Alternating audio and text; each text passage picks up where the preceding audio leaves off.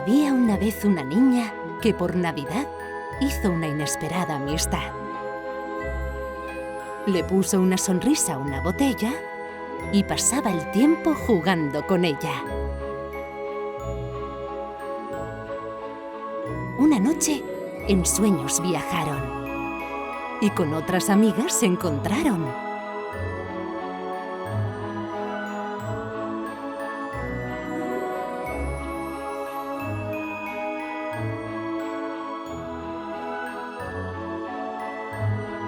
Al despertar, la botella no estaba a su lado.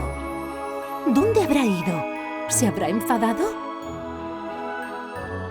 No, es que regresó al mágico lugar donde todo vuelve a empezar. Pronto el misterio se resolvió. ¡Ding dong! ¿Será ella? ¿Volvió? Y así es como una lección aprenderás. Si cuidas lo que amas, nunca lo perderás. Vichy Catalan Corporation te desea ¡Feliz Navidad!